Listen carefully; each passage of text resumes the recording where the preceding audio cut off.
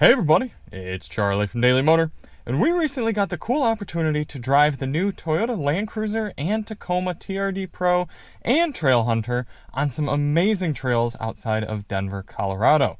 We got some great time on the trails with the Land Cruiser, we got some great time on the highway driving to and from the trails, and a lot of just meaningful time thinking about the pros and cons and experiencing the Land Cruiser in a way that not maybe everybody is going to, but some people are going to be really concerned about. So this video is a collection of some of the footage we got out there, some of my thoughts on the car, some of the other people's thoughts on the car, and if you do want to see more on the Land Cruiser or the Tacoma, check the link below. We've got a good amount of coverage on the truck, not quite so much yet on the Land Cruiser, but that should be coming soon.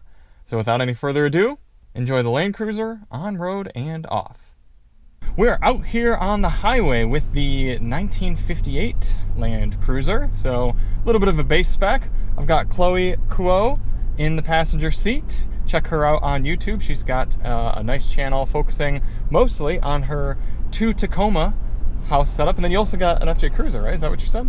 Or Land Cruiser? I have a Land Cruiser, yeah, an FJ80 Land Cruiser, 1992. FJ80. Wow. Yeah, working on building that out. So yeah, very nice. Toyota fan, so excited to be in another Land Cruiser, just a lot newer one. Yeah, and you and I both expressed interest in this one particular because this is the most base model that they have out here for us today. We've also got a Land Cruiser out here, and then a first edition as well. And this one, despite being cloth seats and manual adjusting seats, is, how much did you say? About 54? Base, 55? I believe, is close to about 55. And then what was our sticker? On here says this one is $59,395. So I assume we have some things like floor mats we're probably paying for. Yeah, and there's $500 worth of paint or something. Added on accessories. Yeah. Stuff like that. Yeah. In fact, they're probably right here on the sticker. We got a ball mount, a carpet cargo mat, so you're right. Rock rails. That adds $130. That's not too bad. That's right. This one has the roof rack. That's yeah, they've all got the, okay, yep. $1,400. Okay, all right. This one has a steel skid plate for the transmission and a front skid plate. So this is kind of your base adventure spec of a Land Cruiser. If you're going to go out and spend as little money as possible to get this vehicle and then go use it for off-roading things, this is probably about how you'd want to have it. So yeah, still a little bit pricey, but that's to each his and her own. From the driver's seat, still getting acclimated with this powertrain. I've noticed a little bit of inconsistency kind of coming out of the parking lots, getting up to speed, and not the most smoothness as I apply acceleration. And that's not super characteristic of Toyota hybrid powertrains. We just got out of the Corolla Cross Hybrid, and one of my favorite things about that is how smooth the accelerator application was, the braking, everything very well blended. I'm not getting quite as much of that here on the highway, and it'll be interesting to get Chloe behind the wheel, see what she thinks, especially compared to some of the other newer Toyota powertrains she's driven. And it'll be interesting once we do get up into those mountains there in front of us to kind of see, okay, maybe stuff that results in a little bit of shakiness on the highway, maybe that results in a smoother application in off-road settings. Yeah, that'll be really interesting to see. I think there's a couple different driving modes too. That's a good point. Yep. So maybe we'll switch those up when we get in the mountains. Maybe altitude is having an effect too. Yep. Yeah, you got to wait a little bit more for power to get in the same way, and yeah, hybrid's not able to do quite as much of an impact when you're doing these higher speeds. Yeah, and this vehicle is it's a pretty heavy vehicle, these hybrids. Yeah, that's true. Yeah, a lot more weight to lug around, and obviously the boxy form factor, we're dealing with a decent bit of air resistance as well up at these speeds. Other than that, we do have these rugged cloth seats. You were pointing out that a little bit more of a strong feel to them than maybe some other cloths that you've been in before. Yeah, so like a lot of, base vehicles that come with cloth seats, they'll kind of have that smooth finish. But what's not great about those is, if you got a dog, like my problem is in my cloth seat Tacoma, my dog will jump in and has ripped my cloth seats before. So these ones that have a little bit more texture seem like they're a little bit stronger, and they don't feel too uncomfortable. I mean, we do definitely feel like we're in kind of a truck. Sure. But they seem a lot more durable, so I would take that. You raise an interesting point because parts of this vehicle feel very crossovery and parts of it feel very trucky. So it is a weird blend of approachable, but yet kind of durable and rugged feeling. Yeah. It very much drives and feels like a truck to me. Not in any, negative way or anything, but you do feel kind of that connection to the road. Mm-hmm. But shocks seem like pretty smooth. I mean, we're not on anything. We're just on the street. I don't know how the handling feels to you because we haven't gone through anything like too hairy yet. No, nothing too crazy. I will say, in this brighter sunshine, the gauge cluster is a bit hard to see with this screen. So I can't even see. Okay. It looks off to me. Yeah, I can see. Fortunately, they used a nice bright white font for the digital speed readout, and they don't have any sort of analog speed readout, which is fine. I don't feel the need for it. We do have a big analog tachometer, and the numbers are picking out okay, but some of the more gray font choices around are pretty tough to see in this sort of lighting. Fortunately, the fuel and the engine coolant temp are both big, bright, white bar gauges on the right and left side, so those are easy to see, and then our odometer, tripometer as well. But interesting how that screen being tucked way deep into this dash, a little hard to see. And you pointed out that this screen is jarringly small compared to the big screen that you have your Tacoma. That's right. So my Tacoma's got the 14-inch screen. I don't know off the top of my head what size screen this is, but it almost looks like 7. I was going to say, I think it's probably the 8-inch screen that the Corolla Cross gets as well. Yeah. And I don't particularly mind when it comes to a radio and navigation and Android Auto sort of setup. So we see here Android Auto coming up. We still get the things we need. Can access it fairly easily. But we both pointed out how if it came to using some sort of off-road camera, then it would be much nicer to have a big screen. But it doesn't matter because this one doesn't have the off-road cams anyway. Right, yeah. So this is one doesn't old school. Have that. Yeah. So this is very base Model E, but you still see you get heated seats here. That's good. So a heated steering wheel. That's also good. There's also, you can't see from your perspective right now, but rear seat climate control. So that's important. I find that kind of interesting though in a base model off-roader. You don't get things like maybe the camera, and maybe some people value certain things over others, but I find like a front camera really valuable in an off-road vehicle. Totally. So kind of interesting that there's some sort of trade-off there. Yeah. You pointed out when we first got in that we have a plethora of USB ports, so it was nice to be able to plug in. And here's the type of situation where we're going to have 2 phones charging. We're going out camping, so you wanted to get yours topped off. I might want to plug in. I might want to charge my camera. So definitely good to be able to have a few different ports there right up front and easily accessible. That's right. That being said, not a ton of space for stuff up here. So I've got 2 phones sharing a cup holder. We've got a radio, which I feel like is going to be fairly common for people off-roading to have a radio. And then this is all hard. I'm a little disappointed that this doesn't have some sort of soft, like rubber material to keep things from sliding around. Because I thought about putting my phone up there, but I'm like, I don't want it rattling around and making noise and stuff. And sliding or scraping or anything like that. So where is your phone? Is it in your by your seat? My phone's in my seat, on my lap. Yeah. And you don't even have storage up there, right? Yeah, no storage over here. There's like, side pocket storage like every other vehicle basically. But right. Yeah, not a lot of storage up here up front. And it's, what I wish is this was a little bit deeper. I know it could be hard to like reach things there. Yeah. But then it wouldn't, slide around as much and stuff. So kind of interesting. I don't particularly like gloss black. Yeah, piano black. Piano black. They scratch really easily. Yeah, I don't understand why brands continue to use it. Yeah, they fingerprint really easily too. Especially for a ruggedy vehicle like this. Yeah. We've got a little bit more time on the highway, so this is a good opportunity to test out the adaptive cruise control and the active lane keeping here with Toyota Safety Sense 3.0. A lot of the new Toyotas are coming with this, and it does work remarkably well. You can see a situation right there where the dotted line ended for one of the lanes merging in, and the car did not kind of yank itself over or anything. It does a really nice, smooth lane keeping, and seems to be following this other Land Cruiser in front of us pretty smoothly. No sort of active lane change functionality, so as we do this lane change here, gotta do it myself. Just turn itself off for a second and then reconfigure, recenter. Yep, and then it's, right back here. And you can't leave your hands off forever, but what I've come to appreciate from the Toyota systems is a very little bit of pressure, very casual hold on the steering wheel is enough to keep the warning from popping up and beeping at you too frequently. Some brands, you really have to apply a lot of steering, and Toyota's not too bad with it. That's so funny to say that, because I've been enjoying this feature on my 2024 Tacoma at home, and I've quickly learned that, you just put your knee up there for a second. Yeah, quick little nudge and it's good. Yeah.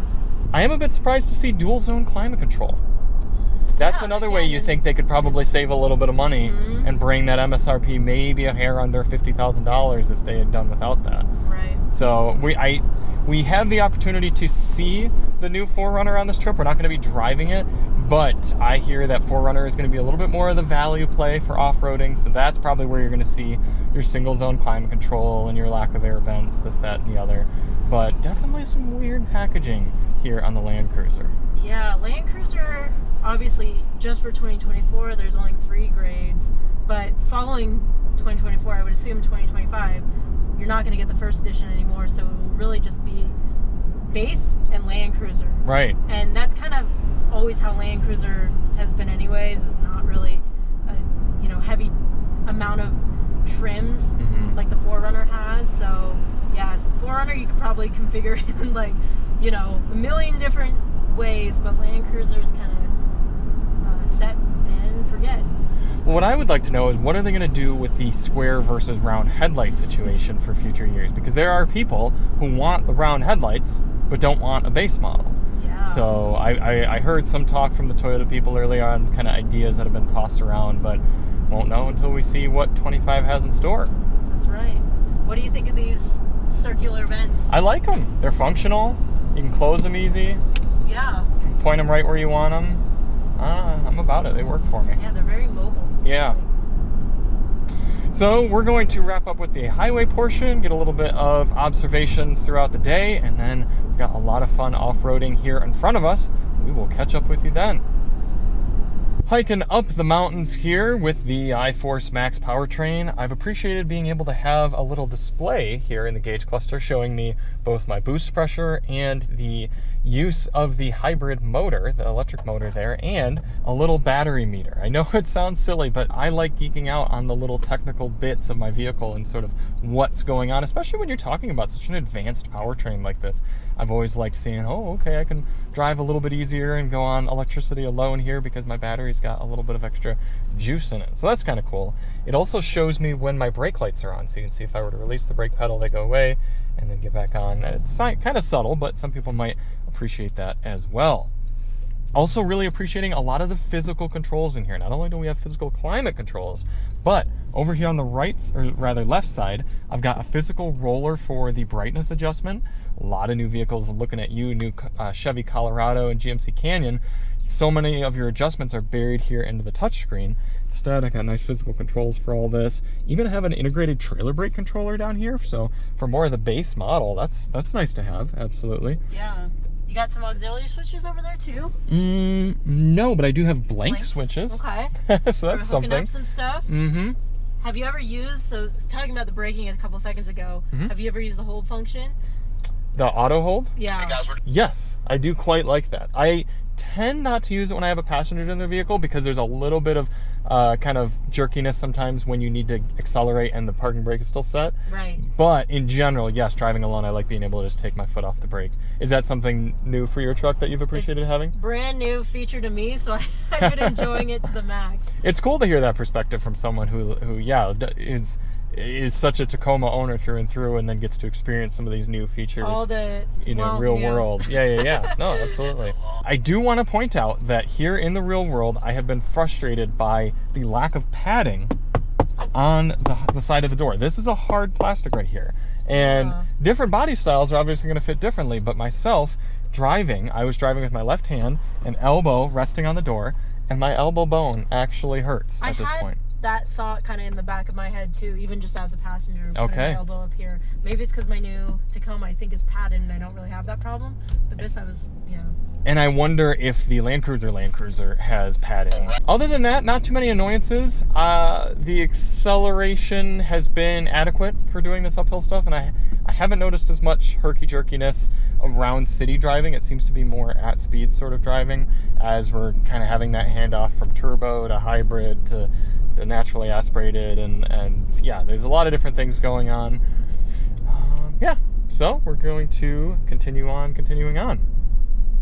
We are getting some off-road action in the first edition of the Land Cruiser, so theoretically it should drive about the same as that 1958 that we had on the highway, but it's got more interior accoutrement. We're going to have some soft-tex seating surfaces. We're going to have the bigger trail cams and everything, and I'm looking forward to it. I really am. We just got out of the Trail Hunter Tacoma, so if you want to see the video on that, check the link below. We did some of this amazing trail right outside of Breckenridge, Colorado, and Trail Hunter did very, very well, as to be expected, but I think we've got some gnarly stuff coming up here for the Land Cruiser.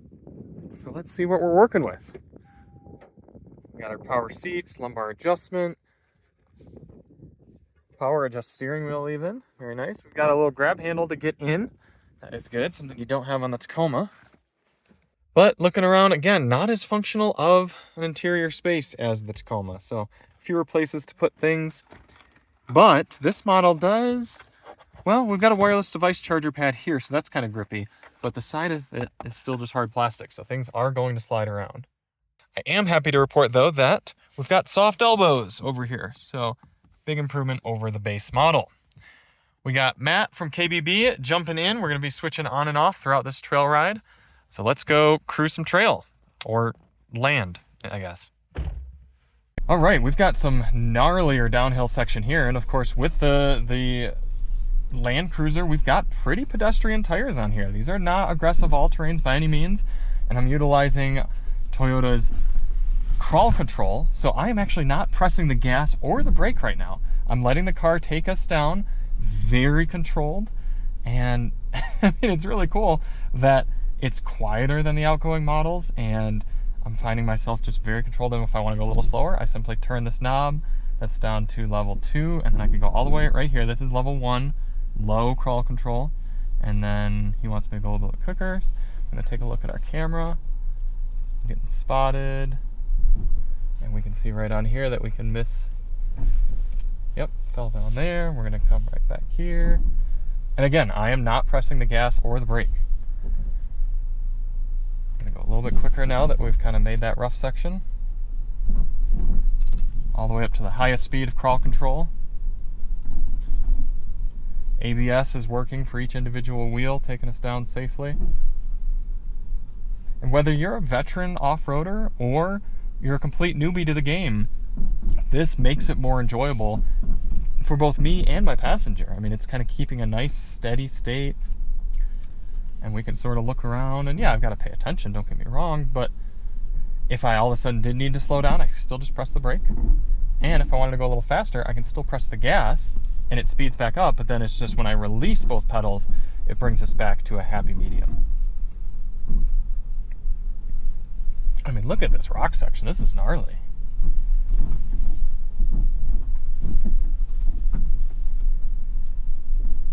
We're aired down to about 25 psi, so not particularly low, but pretty good amount here.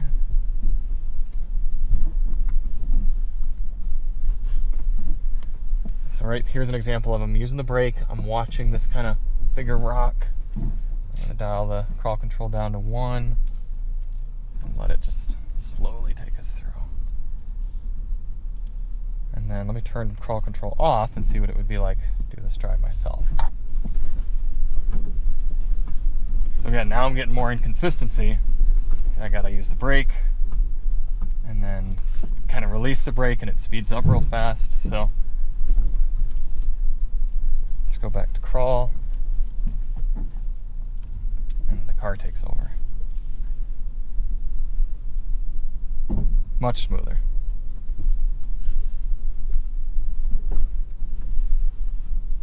So far, I've been impressed with the Land Cruiser suspension as well. I was worried getting out of the Trail Hunter Tacoma that this kind of general model, if you will, with no special sort of branding or shock package or anything, I thought it was going to be a rough ride in here, but it's actually been more plush and compliant for both of us than being in that beastlier Tacoma right there. Now, mind you, they do cost about the same amount of money, or the Tacoma might even be slightly cheaper, but I think this is a better place to be for kind of more novice sort of drivers.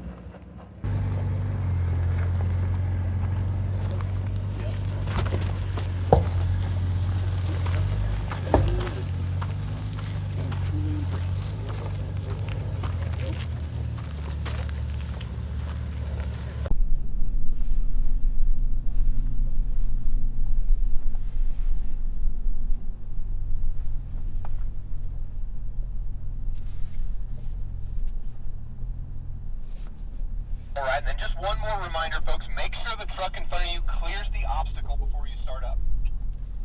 Once you get up to the top of this hill, pull forward between the two trees and wait for me to get out and spot you up the rest of this.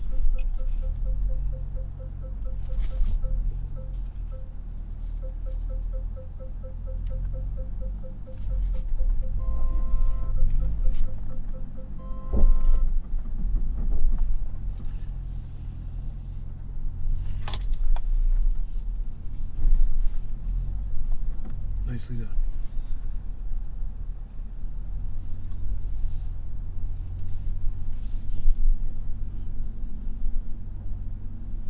All right, we'll take another one on the rock.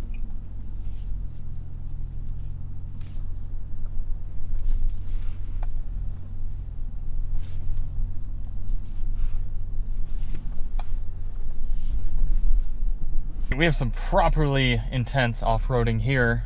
We got our center diff locked, 4 low, and even on these fairly bland tires, the Land Cruiser is doing a really great job.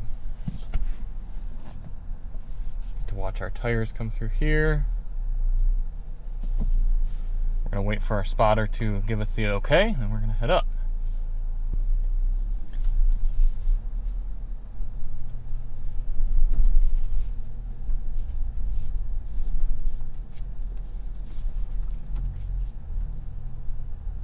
Everybody's up back here, JP.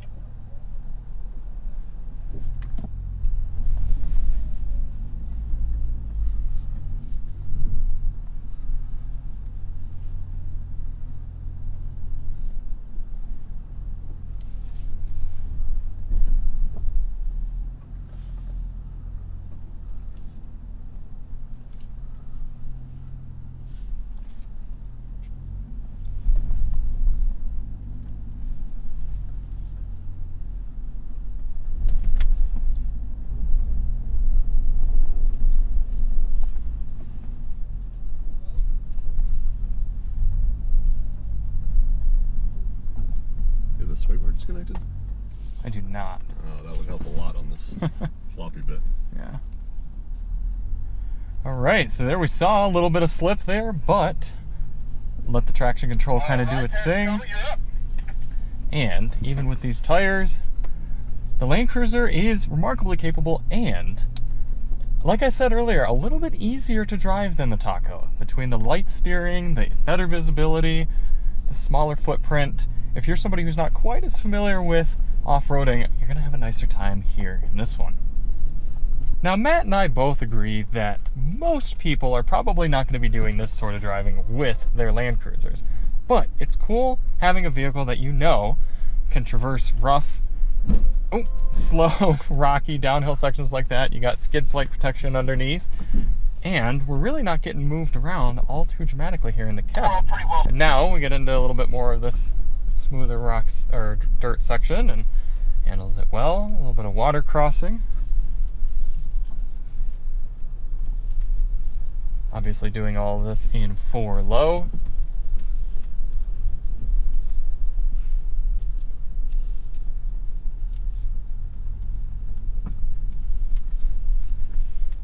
And this powertrain is so nice in that just the easiest little bit of accelerator application. The engine doesn't have to rev up. We've got the electric motor assist. We've got the turbo. And despite being a bit frustrated with the throttle calibration at higher speeds, driving on trail, it's worked really nicely. Something else I've noticed after getting out of the Tacoma is the steering in the Land Cruiser is really light. So whereas in the Tacoma I often found myself with 2 hands on the wheel, a little bit of a larger steering wheel, kind of muscling things around, I found myself nice light hand, one-handed driving here in the Land Cruiser. It's made for a more of a light-hearted, enjoyable experience, on top of the fact the greenhouse a little more open, roof slopes down a little more. It's nice. I've enjoyed being in here. Another thing I should point out is we're doing some really rough rock sections here, and the cabin is so quiet. No squeaks, creaks, or rattles. Take a listen.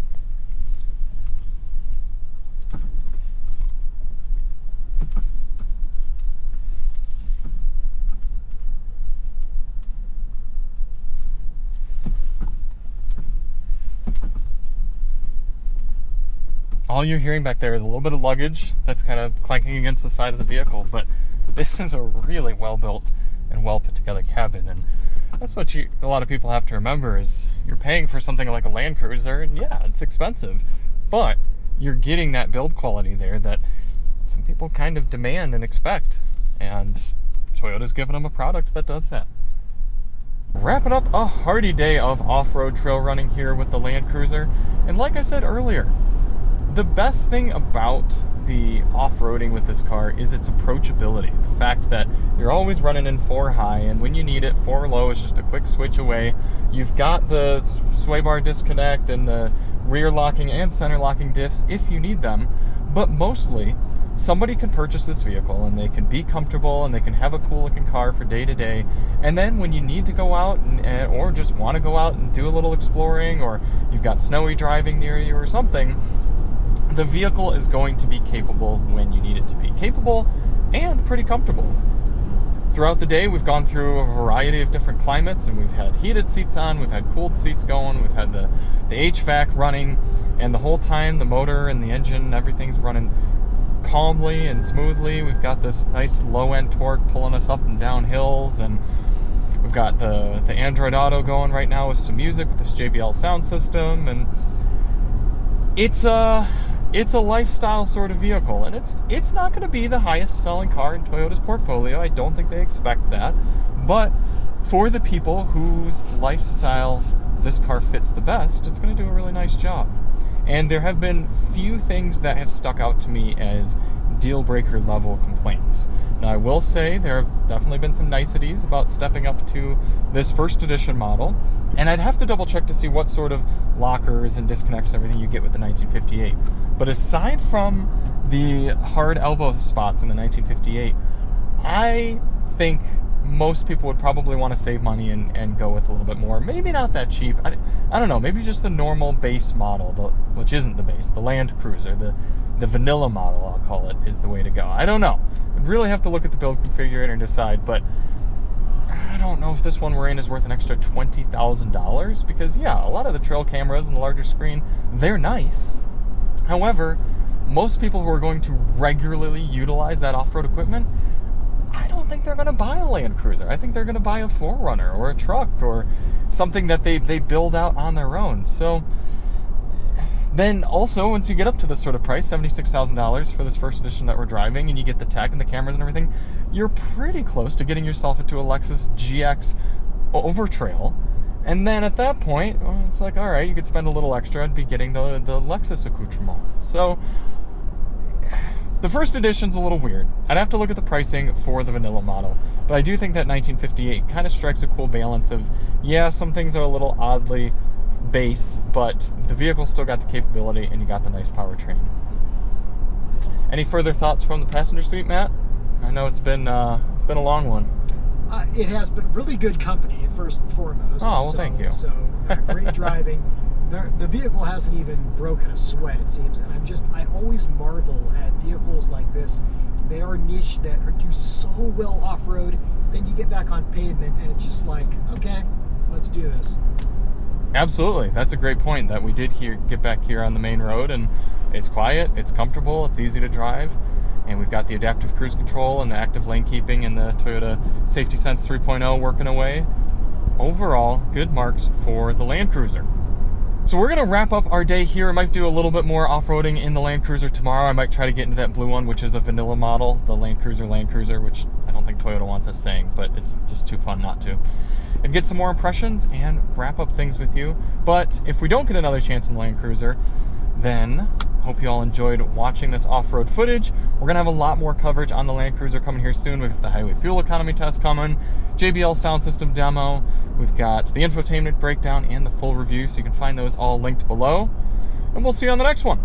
I'm Charlie from Daily Motor, and as always, drive on.